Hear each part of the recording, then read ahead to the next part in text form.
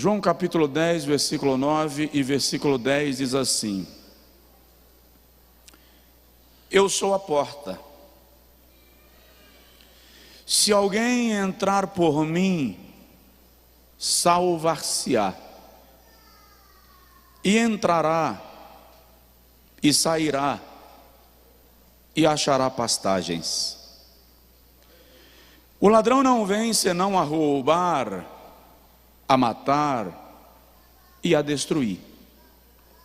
Eu vim para que tenham vida e a tenham com abundância. Eu sou o bom pastor. O bom pastor dá a sua vida pelas ovelhas. Quem diz amém?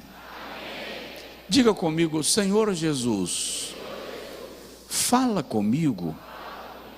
Amém. Podem assentar, amados, em nome do Senhor.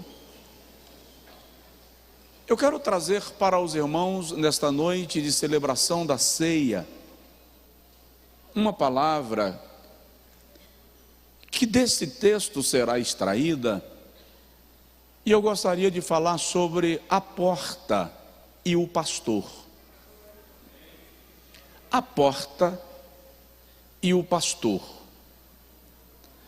Devo começar lembrando aos irmãos, ou relembrando, que salvação é o tema predileto de Deus. Eu digo isso sempre.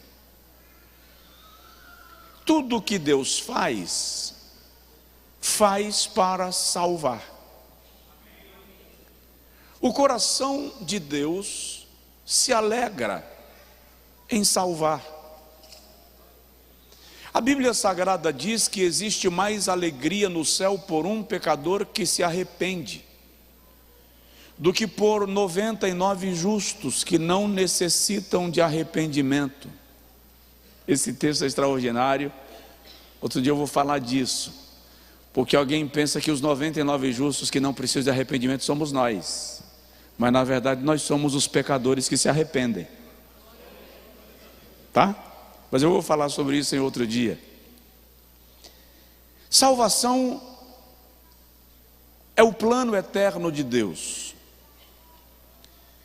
É um plano tão perfeito, eterno e profundo que a mente humana, desprovida do auxílio da graça, não poderia entender.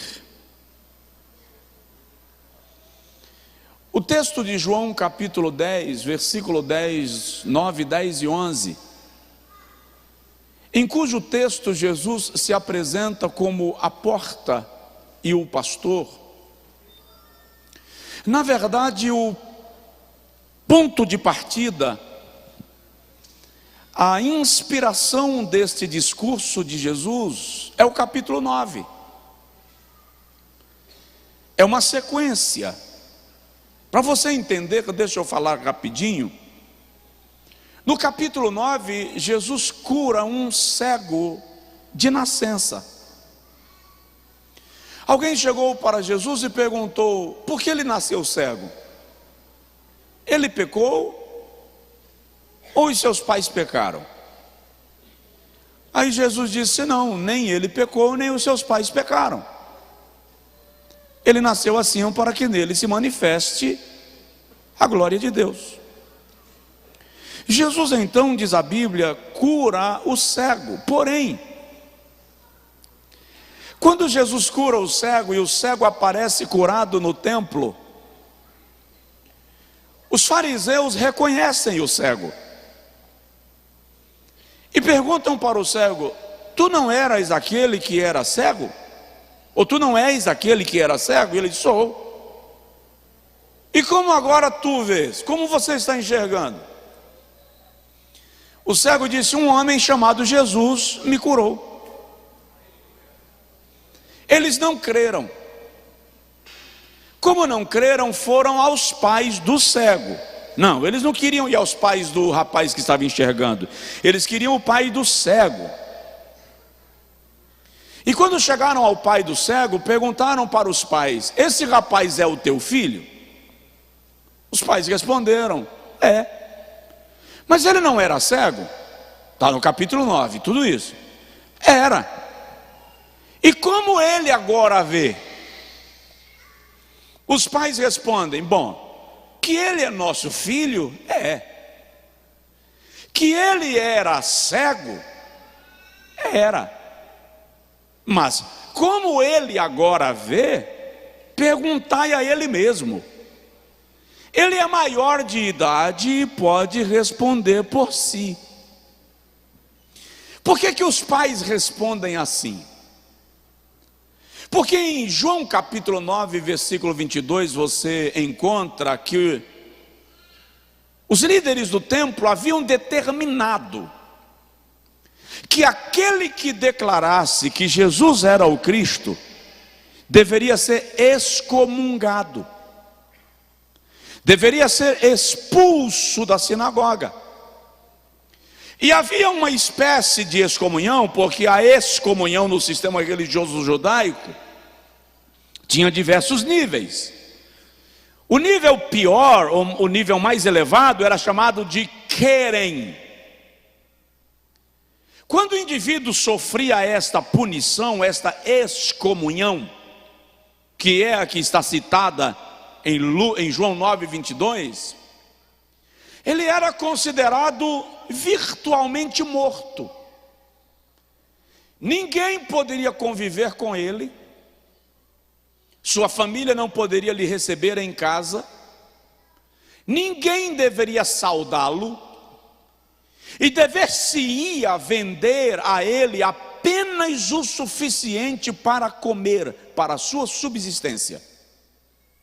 Então, o indivíduo era eliminado do convívio social, do convívio religioso e espiritual. Ele deixava de existir. Os pais do antigo cego, sabendo disso, não quiseram se envolver. Que ele é nosso filho, é. Que ele era cego, era. Mas como ele agora vê, perguntai a ele.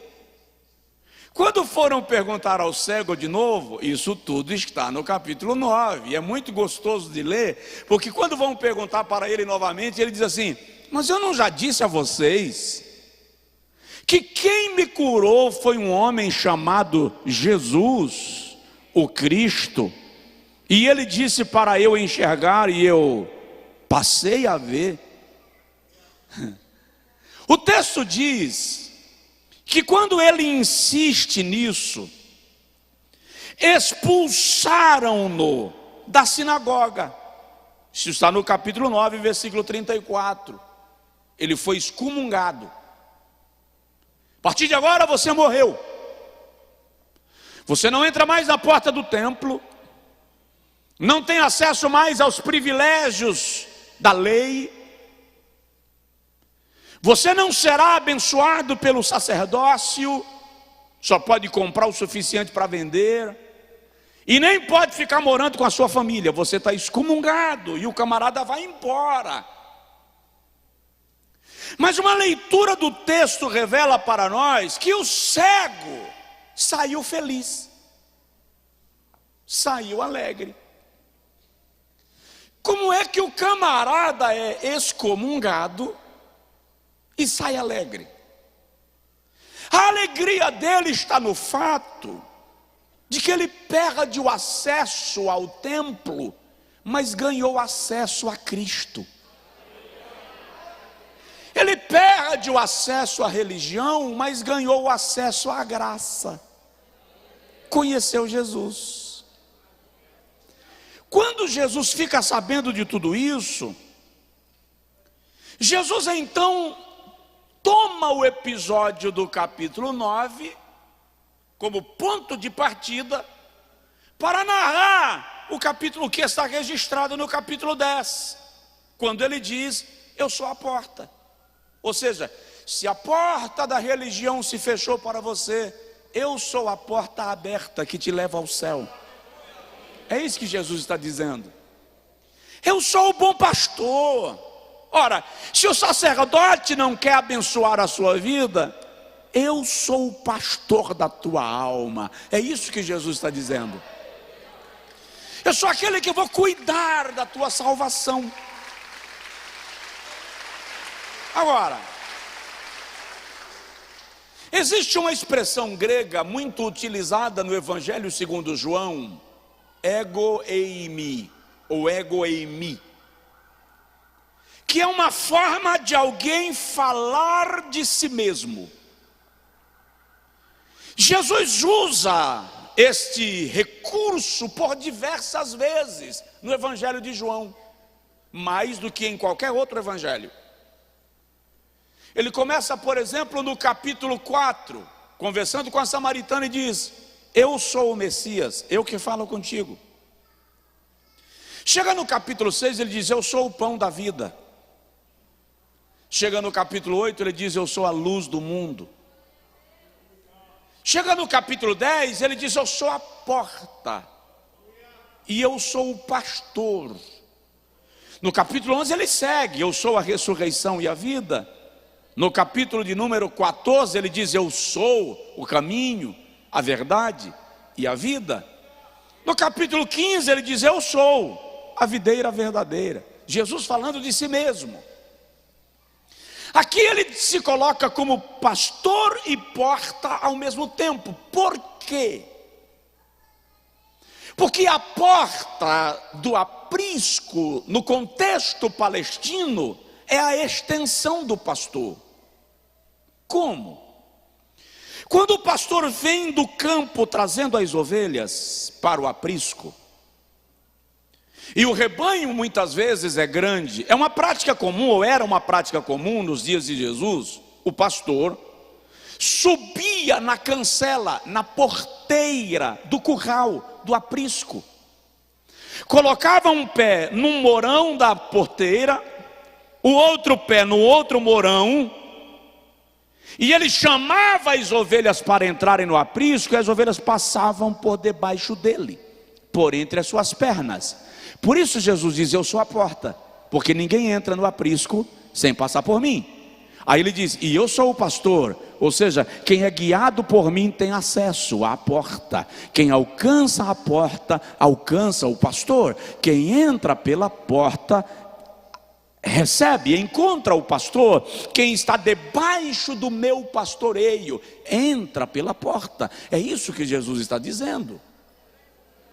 Por isso ele usa as duas expressões no mesmo capítulo: eu sou a porta e eu sou o pastor. Agora, no texto que nós lemos, Jesus vai nos ensinar, nos revelar 3 privilégios de tê-lo como pastor e de entrar pela porta. 3 privilégios, eu vou falar desses 3 e a gente vai cear. Primeiro privilégio que Jesus nos dá de tê-lo como pastor é liberdade. Diga comigo: liberdade. Olha o que ele diz no versículo de número 9: eu sou a porta. Se alguém entrar por mim, salvar-se-á, será salvo. Entrará e sairá. A expressão entrará e sairá dá a ideia de acesso livre, permissão para chegar, permissão para sair. É mais ou menos a minha sensação quando eu chego na casa do meu pai e da minha mãe. Se eu chegar na sua casa, eu vou pedir licença para passar pelo portão. Quando eu chegar na porta da sua casa, eu vou pedir licença para passar pela porta da casa e entrar na sua casa. Isso é um protocolo meu. E se você me chamar na cozinha, eu vou pedir licença novamente para entrar na cozinha. Isso é um protocolo meu. Mas na casa do meu pai, eu chego e entro. Não peço licença. Entro na sala, vou direto para a cozinha, depois eu vou no quarto, vou ao banheiro, me estendo na cama deles, E quando eu volto, eu ainda tiro a tampa da panela para pegar aquele pedacinho de carne frita com a ponta do dedo. E antigamente, agora ela não faz mais isso, não sei se porque eu já fiquei velho, mas antigamente ela ainda chegava com aquelas colherinhas de pau, aquela colher de pau, e batia na mão e dizia assim: pega o garfo. Porque na casa do meu pai eu tenho liberdade. Jesus está dizendo aqui: quem entrar por mim será livre. Tem liberdade. Entrará e sairá. Presta atenção. Eu tenho sempre dito aqui que um dos princípios do serviço a Deus é a liberdade. Deus não quer de mim e de você nada que seja debaixo do medo, da opressão e da escravidão. Por quê? Porque Deus é o meu Pai. Deus é o teu Pai. E nenhum pai quer que o filho lhe sirva movido pelo medo. A não ser que se torne um pai tirano, o que não é a característica de Deus em nenhuma das suas manifestações. João capítulo de número 1, versículo de número 15, versículo 12, João diz assim: veio para o que era seu, falando de Jesus, mas os seus não o receberam. Mas a todos quanto receberam, deu-lhes o poder de serem feitos filhos. Diga comigo, filhos. Repete, filhos. Ah, faz mais gostoso, filhos. Filhos de Deus. Não por causa da vontade da carne, mas por causa da vontade de Deus. Romanos capítulo 8, versículo 15 a 17. O apóstolo Paulo diz assim: o mesmo Espírito testifica com o nosso Espírito que nós somos filhos. E ele diz que Deus não nos deu espírito de medo, mas espírito de temor e de adoção, pelo qual clamamos: Abba, Pai, meu Pai, papai. Relação de paternidade. Jesus está dizendo: quem entrar por mim entrará e sairá, tem acesso livre. Por quê? Porque é filho. E o incrível, filhos livres. Filhos livres. Liberdade é o propósito da cruz. Jesus não te libertou do pecado para te tornar escravo da religião, para te tornar escravo dos conceitos humanos. Quem pretende te escravizar a tua mente, está negando a verdade da cruz. Levítico capítulo 25, versículo 10. O Senhor diz assim: proclamareis liberdade a todos os moradores da terra. Isaías capítulo 61, quando o profeta profetiza, e detalhe, lá na frente em Lucas capítulo 4, versículo 18, Jesus está na sinagoga, lhe entregam o rolo do livro de Isaías, e ele lê exatamente o que para nós é o capítulo 61 de Isaías, quando diz assim: o Espírito do Senhor Jeová está sobre mim, porque ele me ungiu para pregar boas novas aos mansos, enviou-me a libertar os cativos, a declarar abertura de prisão aos presos. O que é isso? Liberdade. Romanos capítulo 6, versículo 14, Paulo diz assim: porque O pecado não tem mais domínio sobre vós, porquanto não estáis mais debaixo da lei, mais debaixo da graça. Aí no versículo 18 ele diz: agora, pois, livres do pecado, tendes o vosso fruto para a santificação. Gálatas capítulo 5, versículo 1, Paulo diz assim: para a liberdade Cristo vos libertou. Permanecei, pois, firmes, e não retorneis ao jugo da escravidão. Que mais? João 8,32, e conhecereis a verdade, e a verdade vos libertará. 36, se pois o Filho vos libertar, verdadeiramente sereis livres.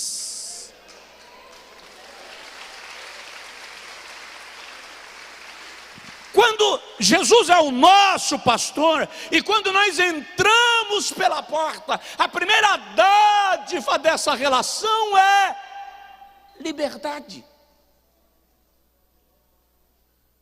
Você não é obrigado a ser crente, você não é obrigado a ir para a igreja, você não é obrigado a ofertar, você não é obrigado a cantar, você não é obrigado nem a ir para o céu.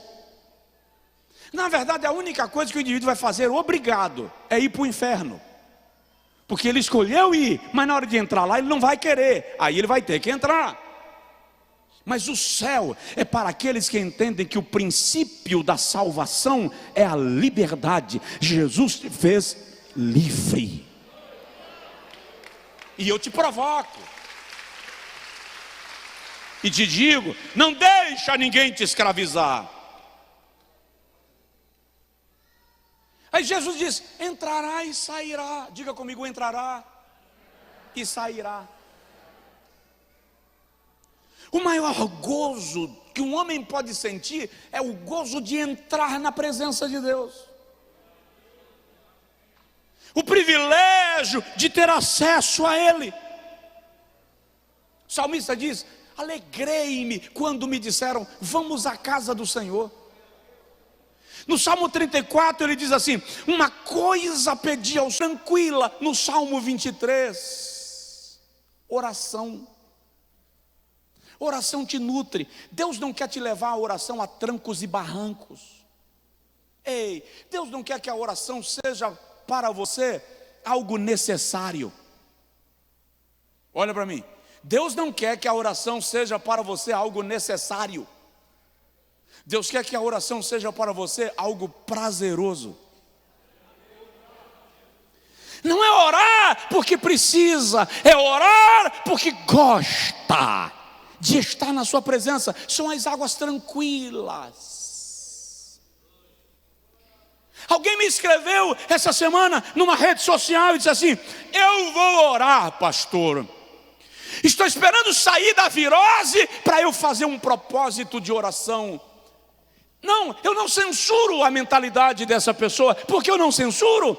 Porque alguém nos ensinou que oração é aquilo que você faz quando você estabelece campanhas de 7 dias, 40 dias, 21 dias, de joelhos, no monte ou no vale, essa coisa toda. Ninguém ensinou para nós que oração tem que ser uma prática contínua, de toda hora, de todo dia, que você ora no ônibus, ora no carro, ora no trânsito, ora na cama, ora no banho.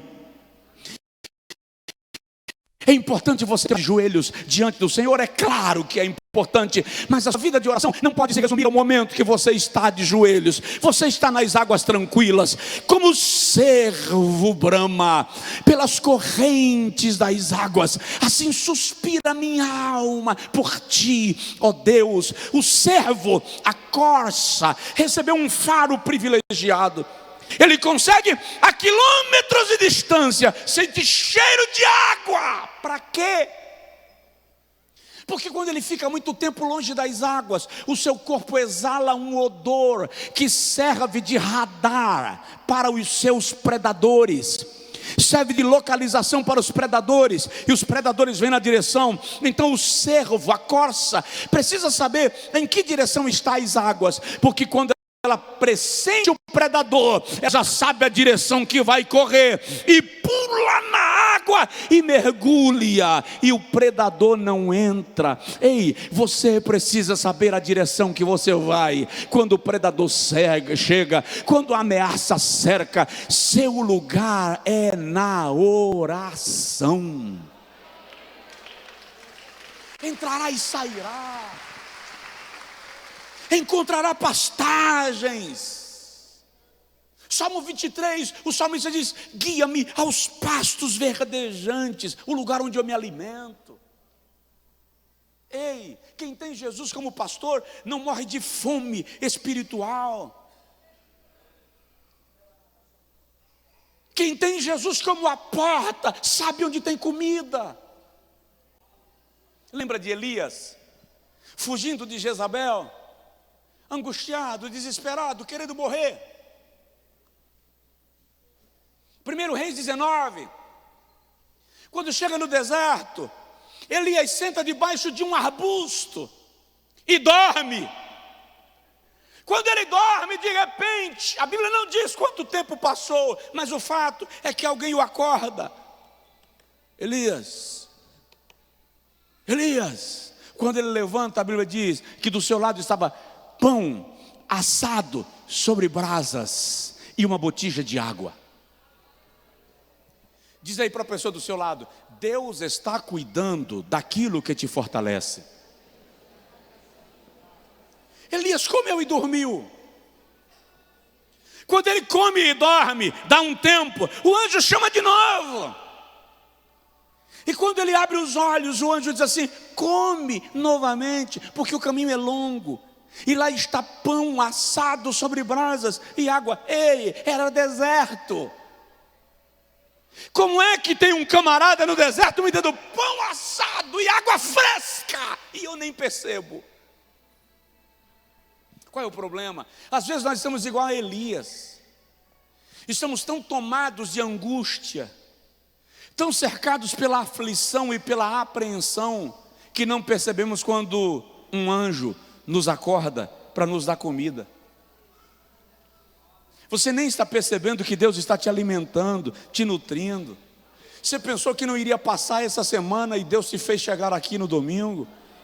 Você pensou que não iria atravessar o ano passado e Deus te fez chegar no ano seguinte. Por quê? Porque Ele vai te alimentando, vai te nutrindo, vai te fortalecendo, vai te suprindo. Por quê? Porque quem entra e sai pode aplaudir, na minha presença, encontrará pastagens. Vou terminar. Primeira bênção de ter Jesus como pastor é liberdade. Seja livre. Faça a sua mentalidade ser livre. Segunda bênção de ter Jesus como pastor é edificação, ser alimentado. Terceira bênção de ter Jesus como pastor está no versículo de número 10. Jesus diz assim: o ladrão não vem senão para roubar, para matar e para destruir, mas eu vim para que tenham, para que tenham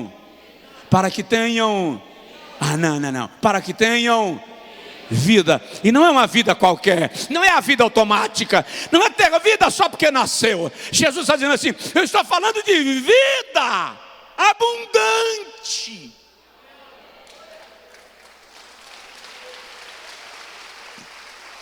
Vida plena.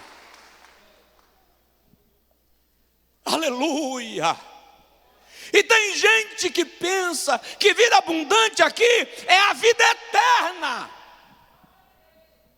Aqui, exclusivamente nesse texto, Jesus não está falando da vida eterna. Neste texto, Jesus está falando da vida aqui. Vida abundante, Ele está falando da vida aqui.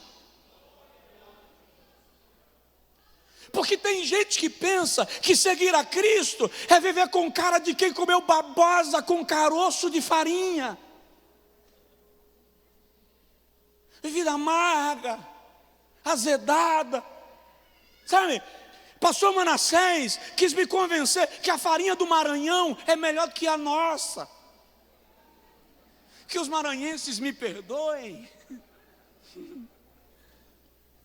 Mas a farinha do Maranhão, irmão, tem uns caroços que parecem umas britinhas.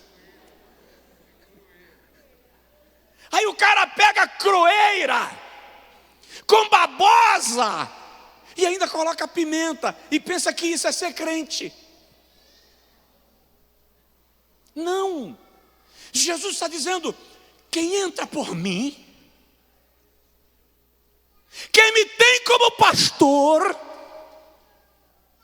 recebe vida plena. Ei, qualidade de vida. Vida leve, vida perene, vida serena. Não é viver amargurado como se a fé fosse um colchão de espinhos. O plano de Deus é que a vida do crente seja uma vida de gozo no Senhor. Paulo diz que no reino de Deus, a base do seu reino é alegria, justiça e paz. Vida abundante é isto. É você perceber todas as áreas da sua vida sendo orquestradas, sincronizadas pela operação de Jesus. Eu vim te dar vida, vida abundante.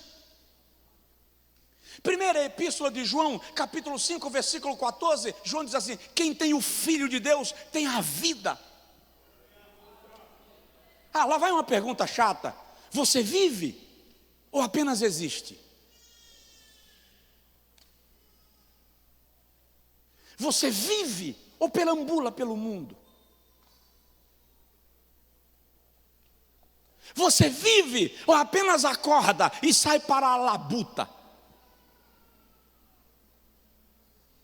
Você vive ou a morte é uma esperança?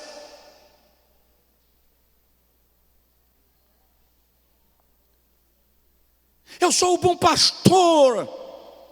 Eu vim dar a vida pelas minhas ovelhas.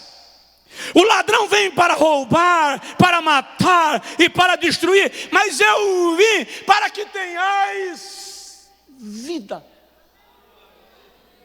Dá uma sacudidela de leve nessa pessoa que está do seu lado e fala com ele assim: vive. O cabiaste que é estandalagai, rolou suriando lagaste. Sabe o que eu lembrei agora? De quando Adão e Eva pecaram. E Jeová vai no Éden para encontrar-se com Adão e Eva. E quando Jeová chega diante deles e vê que eles estavam nus, a Bíblia diz que o Senhor fez para eles vestimentas de pele de animal. Os textos mais antigos falam peles frescas de animais. O que é pele fresca? Pele ensanguentada. Por que ensanguentada? Porque sangue é vida.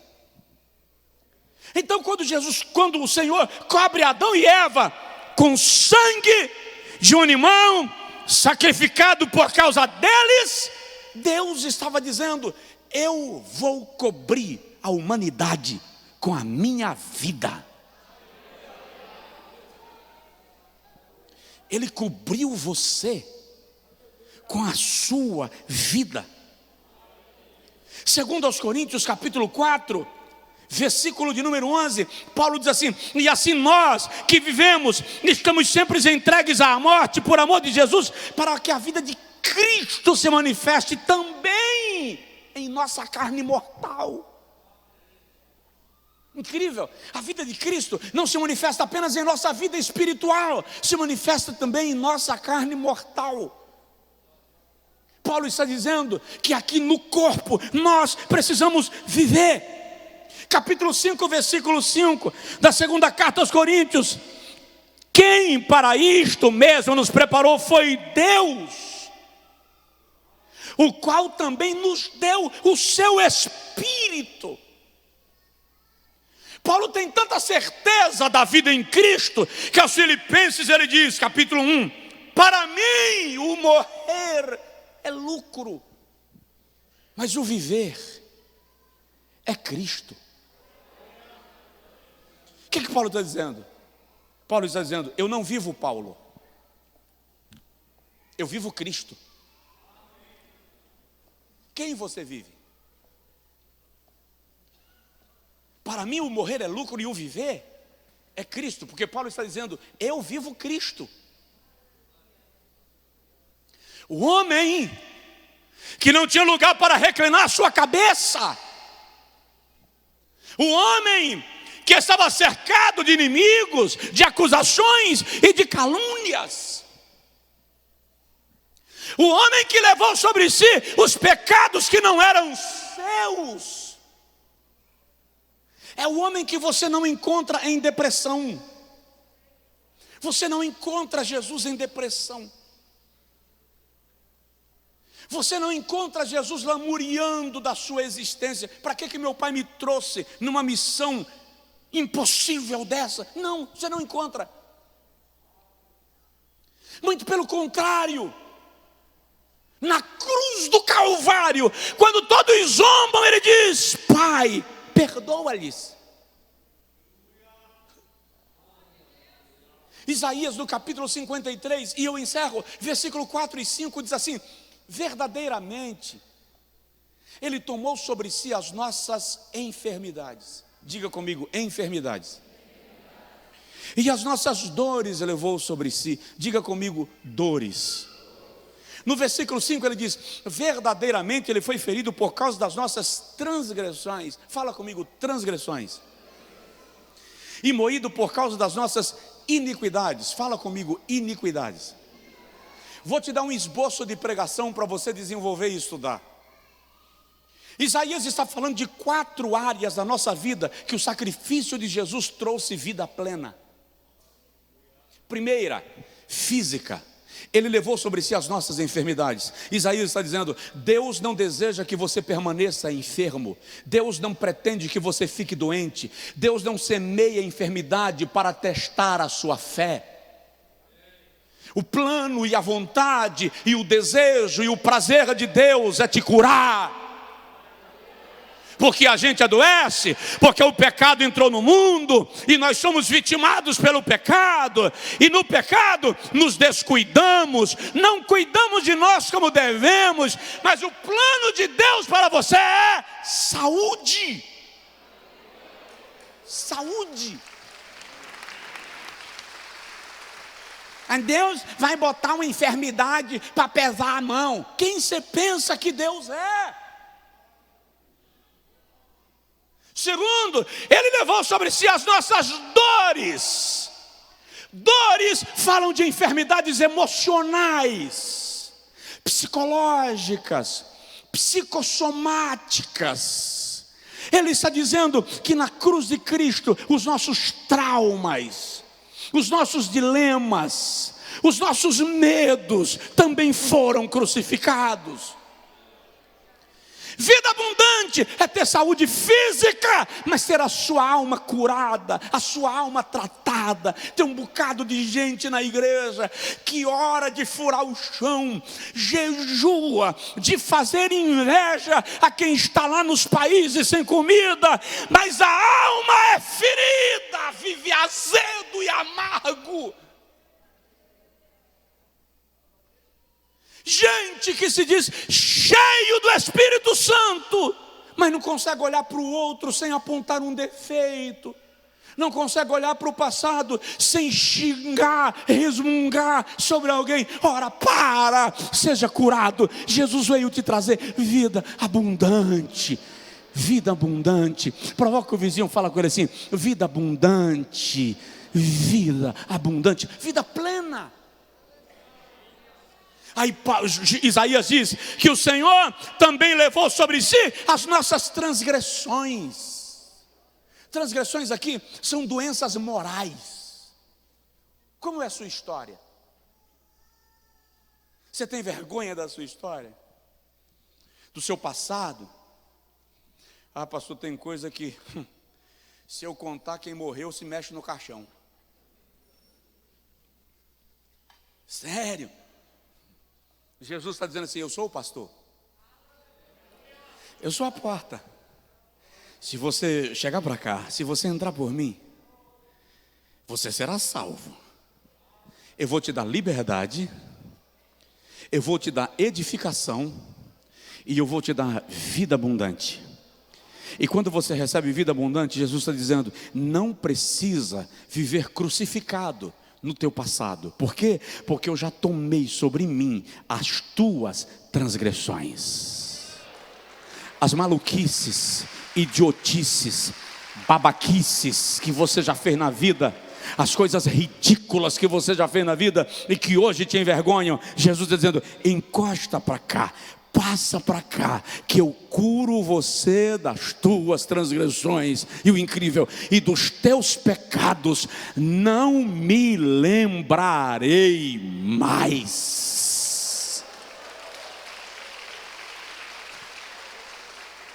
Mas ele também levou sobre si as nossas iniquidades, nossas feridas espirituais. Ele nos cura do poder do pecado. Para quê? Presta atenção numa coisa: enquanto o pecado reina na nossa vida, Satanás tem um anzol preso em nós.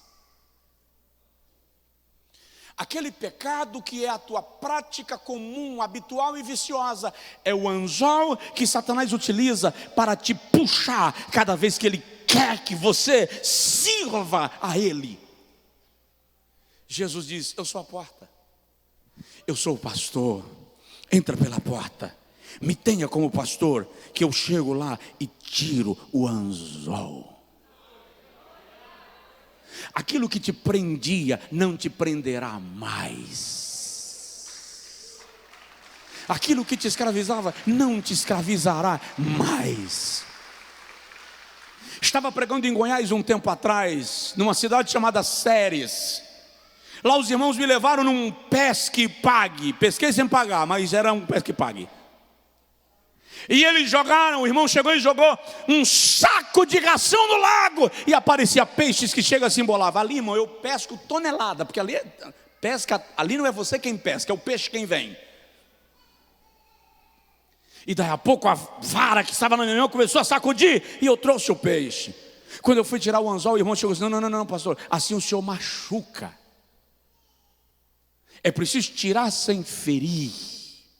E ele pegou e foi me ensinar: você tira o anzol com carinho. E ele foi e tirou o anzol e soltou o peixe. E quando colocou o peixe na água, ele deu aquela sacudida e desapareceu entre as águas. O que Deus quer fazer com você nesta noite, a partir desta noite, é tirar da tua boca o anzol que te mantém preso na linha. Isso é vida abundante. Fica de pé, por favor. Vida abundante não é viver acabrunhado, amargo e azedo. Ei, em nome de Jesus, seja livre para viver. A vida cristã não é para se tornar uma prisão sobre você, um agrilhoamento sobre você. Aquilo que você faz para Deus deve ser feito em liberdade de vida, servindo ao Senhor com o prazer de servi-lo, obedecendo com o prazer de obedecê-lo. Livre, com vida abundante.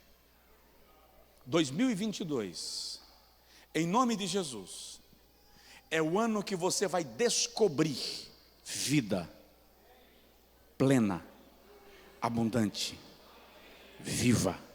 Pare de apenas respirar, viva. Não aceite sobre você aquilo que te sufoca. Deus não te colocou numa panela de pressão para ver o quanto você aguenta. As provações virão, as lutas virão, mas o Senhor quer que você atravesse-as vivendo, reconhecendo que Deus está no controle de tudo na tua vida, porque Ele é teu Senhor e Salvador. A minha oração com você agora é essa, e é essa que você vai fazer. Senhor, diga para Deus com as suas palavras, mas diga para Deus: eu quero desfrutar dessa vida, a vida abundante, a vida plena. Sabe, quando Jesus diz que nós devemos ser como crianças, Ele não está falando apenas de inocência, Ele está falando de liberdade. Liberdade, leveza. É disso que o Senhor está falando.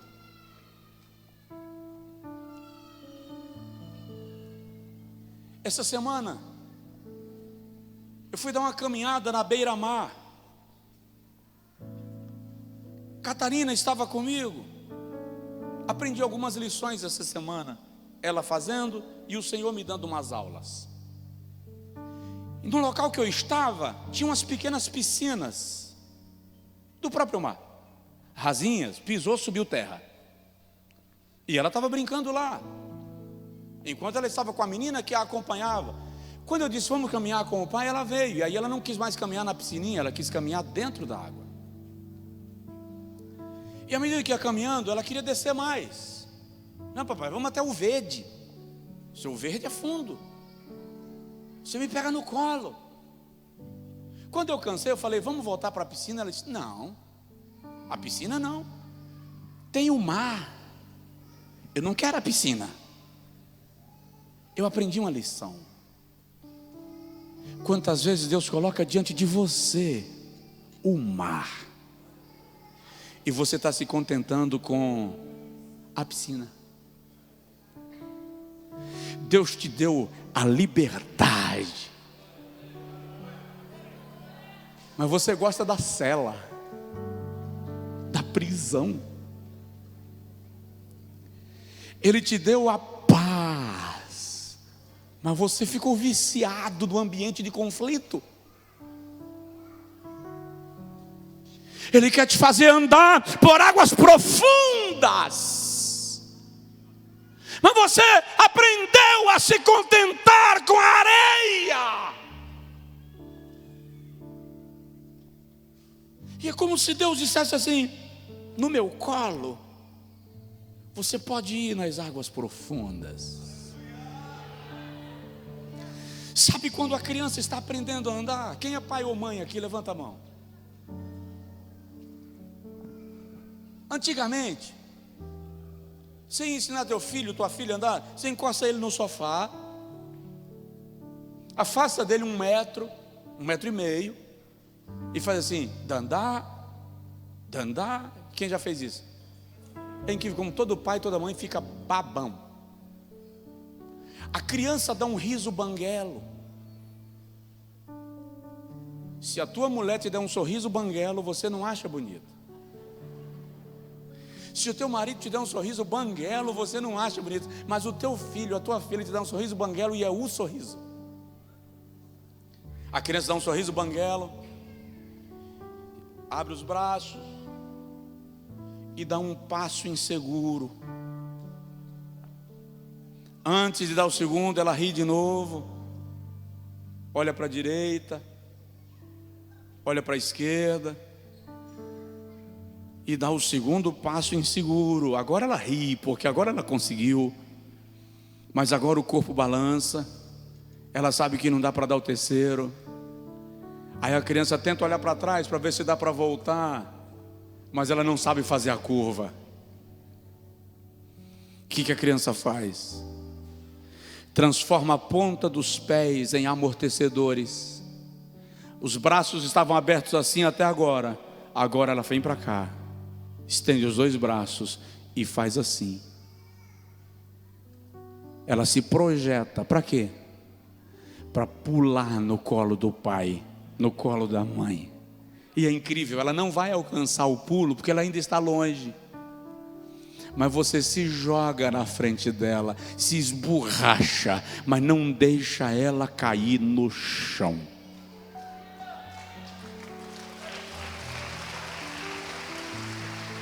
Jesus. Falando de vida abundante, diz assim: se vós, sendo maus, sabeis dar boas coisas aos vossos filhos, quanto mais o vosso Pai Celestial, Ele sim saberá dar coisas boas àqueles que lhe o pedirem. Qual é a lição? Você já deu os 2 passos que podia dar sozinho. Você não consegue dar o 3º passo, e se tentar vai cair. Então, se joga nos braços do Pai. Pula, mas eu não alcanço. Pula, porque Ele alcança. Não é você quem alcança Deus, é Deus quem alcança você. Pula. Pula. Vive vida abundante.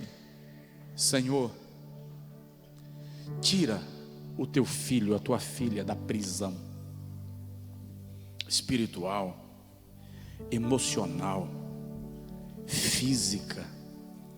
Cura-o das enfermidades físicas, das doenças psicossomáticas, dos transtornos. Senhor querido, tira-o da escravidão do passado, livra-o do peso das iniquidades, faz a tua igreja viver vida abundante, vida abundante. Opera isto na vida dos teus filhos e das tuas filhas, Senhor, em nome de Jesus. Só quem quer pede ao Senhor: eu quero viver vida plena, vida abundante. Diz isso para Deus.